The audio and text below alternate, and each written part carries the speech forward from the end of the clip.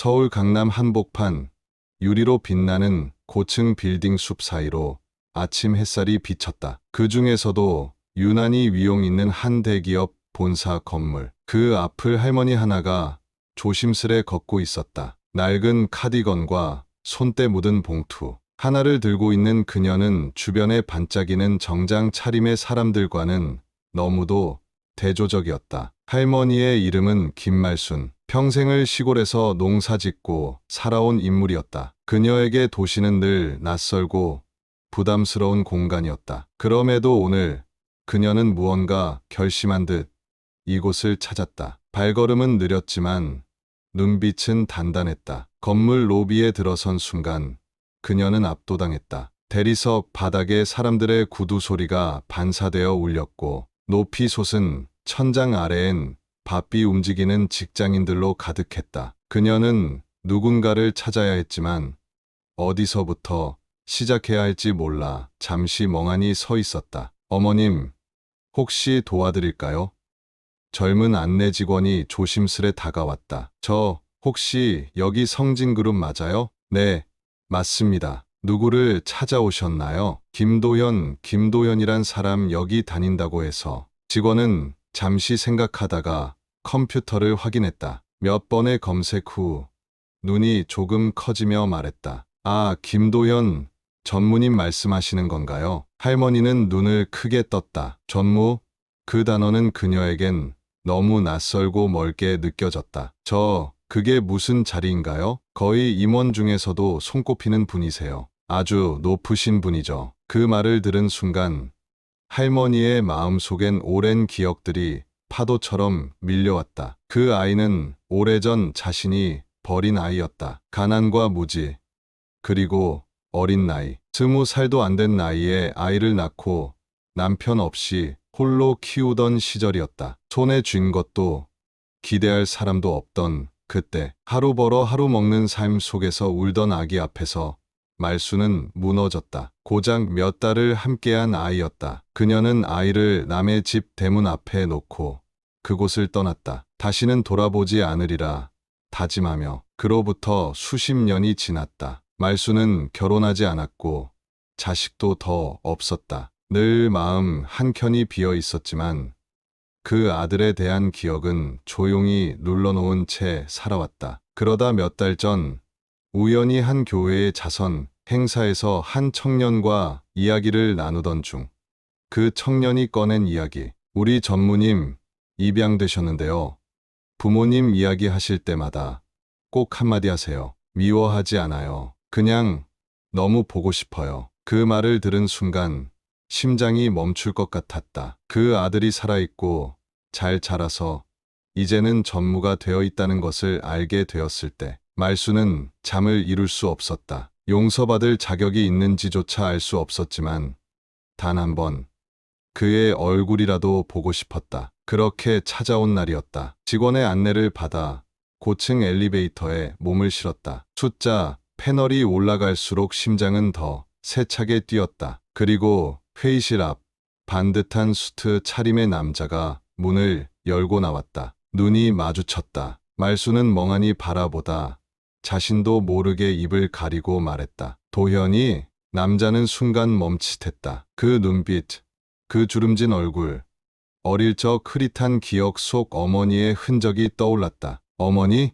시간이 멈춘 듯한 정적. 서로를 바라보는 눈빛 사이에 수십 년의 세월이 교차했다. 도현은 다가와 떨리는 손으로 할머니의 손을 잡았다. 정말 오셨어요? 말수는 무릎을 꿇듯 허리를 숙였다. 미안하다.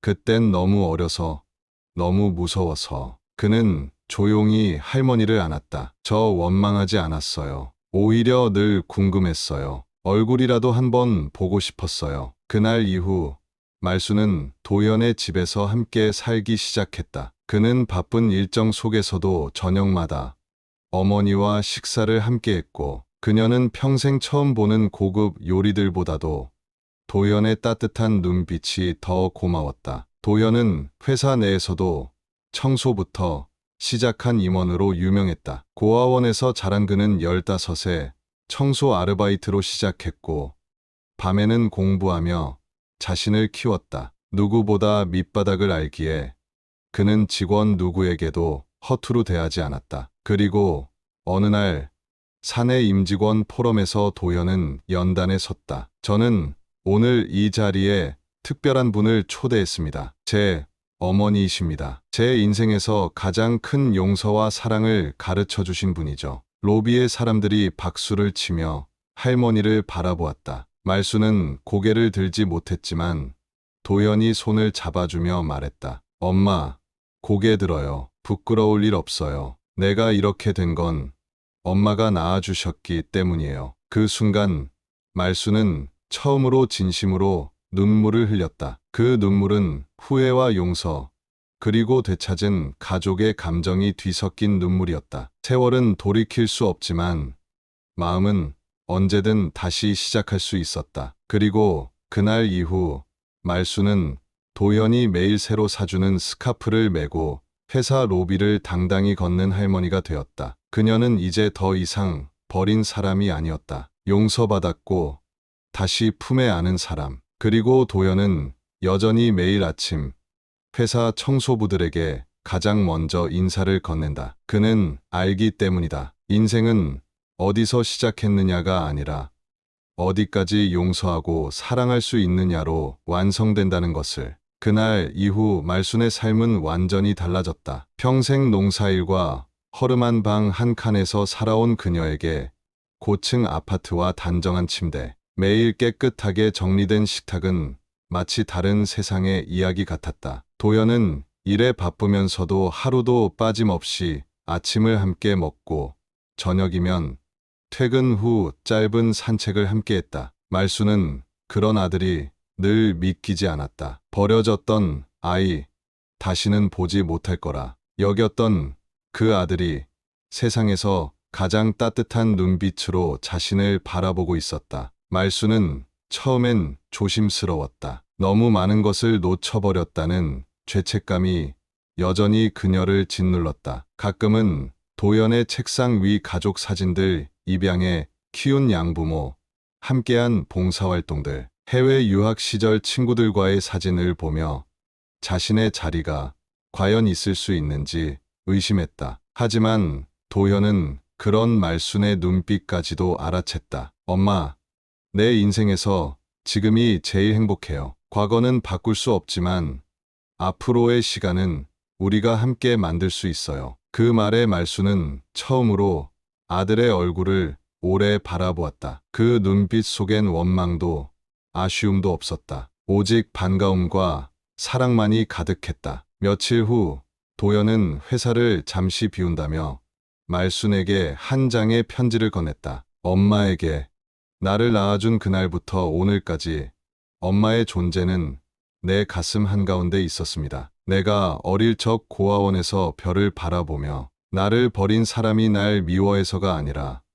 어쩔 수 없었을 거야 라고 생각했어요. 그래서 늘 누군가를 원망하기보다 이해하려 노력했죠. 그리고 그 마음이 지금의 나를 만들었습니다. 엄마, 우리 남은 생은 함께 살아요. 내가 그동안 받았던 사랑, 이젠 엄마에게 돌려드릴게요. 도현, 올림. 편지를 읽은 말수는 몇 분간 아무 말 없이 앉아 있었다. 창밖으로 보이는 도시의 불빛이 반짝이고 있었다. 과거를 돌이킬 수 없지만 미래는 바꿀 수 있다는 그 말이 점점 진실처럼 마음에 스며들었다. 말수는 서서히 자신을 가두던 죄책감에서 벗어났다. 그리고 도연이 만들어준 작은 화단에 매일 꽃을 심고 물을 주기 시작했다. 그녀는 작은 손으로 흙을 만지며 말했다. 이제야 제대로 엄마가 되는 것 같구나. 회사의 직원들도 말순을 자연스럽게 받아들였다. 복도에서 그녀를 만나면 인사를 건넸고 도연이 출장이라도 가면 몰래 간식을 챙겨 그녀와 함께 점심을 먹곤 했다. 하루는 청소부 아주머니 몇 명이 함께 앉아 말순과 차를 마시며 말했다. 말순 어머님, 우리 전무님이 참 다정하신 분이에요. 전에 같이 일하던 시절 누구보다 땀 많이 흘리고도 말 한마디 안 하시던 그 청년이 이렇게 될 줄 누가 알았겠어요. 말수는 그 이야기를 들으며 조용히 웃었다. 아들이 힘들게 걸어온 길을 이제야 조금씩 이해할 수 있었다. 어느 봄날 도연은 말순을 데리고 자신이 자주 찾던 산에 함께 올랐다. 도시가 내려다 보이는 작은 전망대에 도착했을 때 도연은 가방에서 작은 상자를 꺼냈다. 그 안에는 오래된 사진 한 장이 있었다. 흑백으로 바랜 사진 속 갓 태어난 아이를 안고 있는 어린 시절의 말순. 그 사진은 입양되기 전 보육원에서 찍혔던 유일한 기록이었다. 도연은 말없이 그 사진을 꺼내 그녀 손에 쥐어주었다. 엄마, 나 이 사진 보면서 버려진 게 아니라 사랑받았다고 생각했어요. 말순은 사진을 바라보다가 눈을 감고 아들의 이마에 입을 맞췄다. 그때는 몰랐지만 나도 너를 사랑했단다. 그리고 지금은 그 누구보다 사랑한다. 그날 이후 말순은 사람들에게 말하곤 했다. 나는 우리 아들을 한 번 잃었지만 하늘이 다시 돌려줬어요. 내겐 두 번째 기회예요. 이번엔 절대 놓치지 않을 거예요. 시간이 흘러 도연은 부사장이 되었다. 말순은 매일 아침 그를 배웅하며 도시의 소음을 넘은 웃음을 지었다. 그녀의 하루는 커피 향기, 작고 초록빛 화분들, 그리고 매일 돌아오는 아들의 웃음으로 채워졌다. 그리고 사람들은 그들을 이렇게 불렀다. 세상에서 가장 기적 같은 모자모즈. 이야기는 끝나지 않았다. 용서가 있었고 사랑이 있었으며 무엇보다 두 사람의 인생은 지금도 함께 이어지고 있다. 말순은 지금도 말한다. 아들은 내가 버린 것이 아니라 운명이 잠시 데려간 거였다고. 어느덧 시간이 흘러 말순이 서울에 올라온 지 3년이 지났다. 그동안 그녀의 삶은 놀랄 만큼 변했다. 주름진 손은 여전히 세월을 말해줬지만 그녀의 눈빛에는 예전의 슬픔과 두려움 대신 평온함과 따뜻한 자부심이 담겨 있었다. 도현은 여전히 바빴다. 글로벌 프로젝트, 회의, 출장, 전략 발표.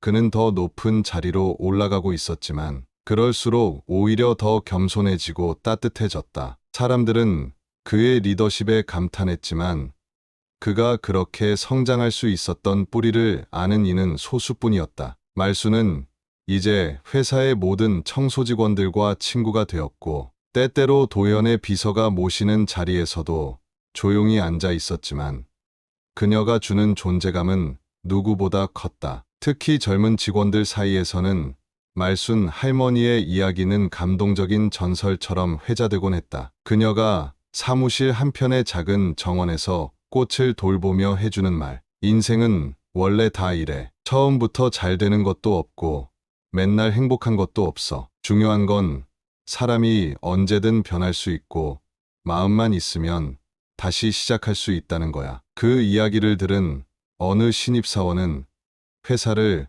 그만두려던 마음을 고쳐먹었다고 했다. 어느 날 도연은 오랜만에 긴 휴가를 냈다. 그는 말순을 데리고 작은 여행을 떠났다. 목적지는 바로 말순이 평생 살아온 시골 마을. 그녀는 처음엔 주저했지만 도현은 조용히 말했다. 엄마가 어떤 삶을 살아왔는지 나도 알아야 해요. 두 사람은 낡은 기와지붕이 얹힌 작은 집으로 향했다. 허물어질 듯 남아있던 그 집을 본 말순은 눈시울이 붉어졌고 도연은 조심스럽게 마당에 발을 내디뎠다. 마당엔 옛날에 심은 감나무가 아직도 남아있었다. 그 나무 아래서 말순은 조용히 말했다. 도현아, 여기서 널 낳았어. 그리고 여기에 널 안고 얼마나 울었는지 몰라. 그땐 세상이 나를 삼킬 것만 같았단다. 도현은 말없이 감나무를 바라봤다. 그에게는 낯선 공간이지만 그 순간만큼은 그도 그곳에 뿌리를 내린 듯한 기분이 들었다. 그날 저녁 두 사람은 마을 사람들이 모인 작은 경로당에서 식사를 함께했다. 말순이 떠난 지 수십 년이 흘렀지만 그녀를 기억하는 사람은 있었다. 말순아, 너 살아있었구나. 서울서 아들이 전무라며?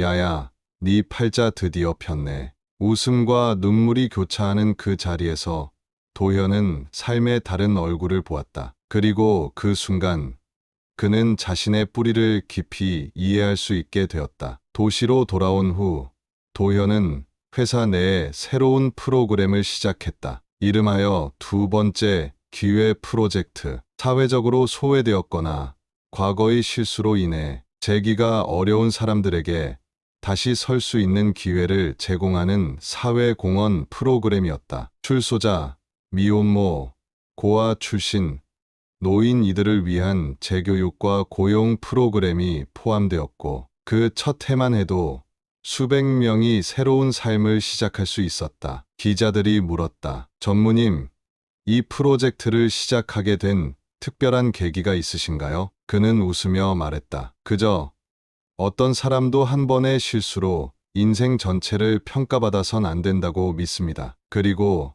사랑과 용서로 다시 시작할 수 있다고 믿는 사람이 곁에 있어서요. 그 말과 함께 한 영상이 회의실 대형 스크린에 틀어졌다. 말순이 정원에서 꽃을 심는 모습, 회사 청소 아주머니들과 웃으며 도시락을 나누는 모습, 그리고 도연과 함께 산책하는 영상이었다. 회의실 안은 순간 정적에 휩싸였다가 따뜻한 박수로 채워졌다. 시간이 흘러 말수는 칠순을 넘겼다. 몸은 전보다 더 느려졌지만 정신은 오히려 맑아졌다. 그녀는 손주 같은 젊은 직원들에게 인생 이야기를 들려주는 멘토가 되었고 회사 소식지에는 그녀를 소개하는 특집 기사도 실렸다. 기사 제목은 사랑은 돌아오는 길을 알고 있다였다. 그리고 어느 늦가을 말수는 조용히 세상을 떠났다. 가족과 직원들이 함께한 장례식에서 도연은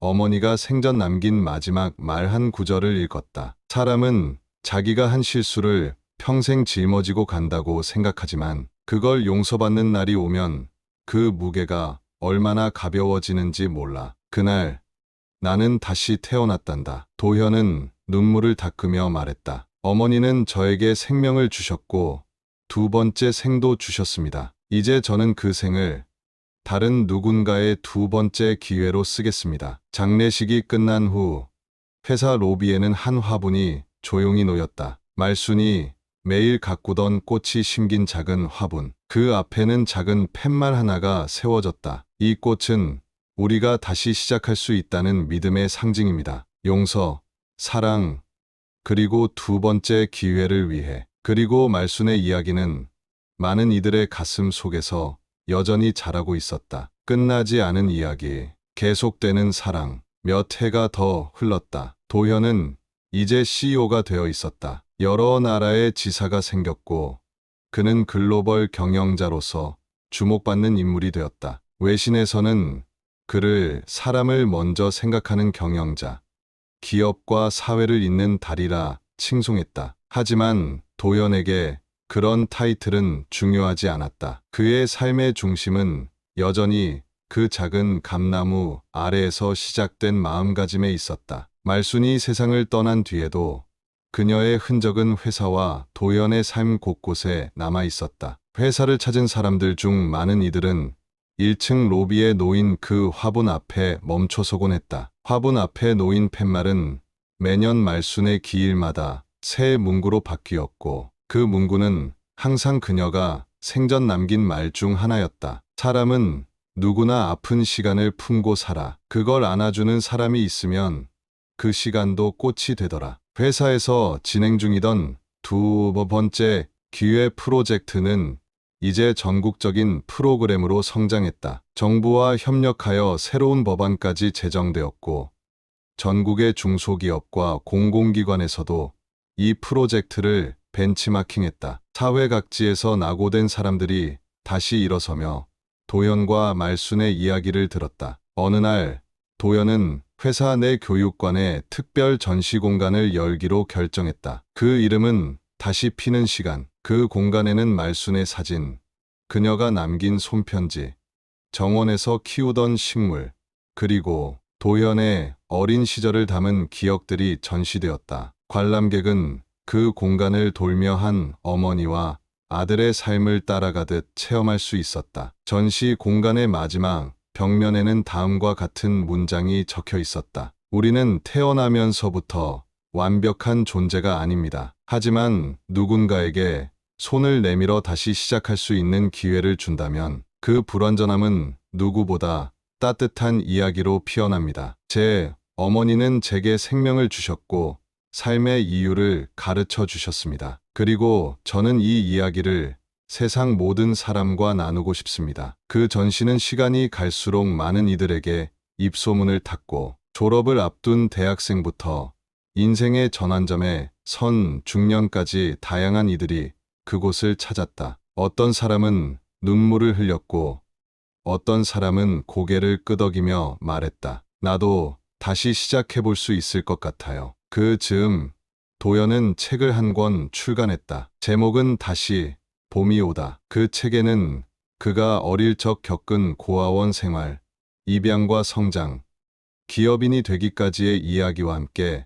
무엇보다 어머니 말순과의 재회, 그리고 그 후 함께한 시간들이 솔직하게 담겨 있었다. 책의 서문엔 이런 문장이 있었다. 나는 버려졌다고 생각하지 않았다. 그저 세상이 잠시 우리를 떼어놓았을 뿐이라고 믿었다. 그리고 마침내 사랑은 우리를 다시 만나게 했다. 출간 이후 책은 수많은 이들의 마음을 움직였다. 전국의 도서관, 학교, 복지기관에서 이 책을 추천 도서로 등록했고 도연은 자주 독자와의 만남 행사에 초청되었다. 그 자리에서 그는 어떤 박사나 전문가보다도 사람들의 눈을 마주치며 따뜻한 진심을 나누었다. 그의 말은 복잡하지 않았다. 오히려 단순했다. 하지만 그만큼 깊었다. 우리는 모두 누군가에게 필요한 존재입니다. 그리고 그 사실을 잊지 않을 때 삶은 다시 피어납니다. 어느 봄날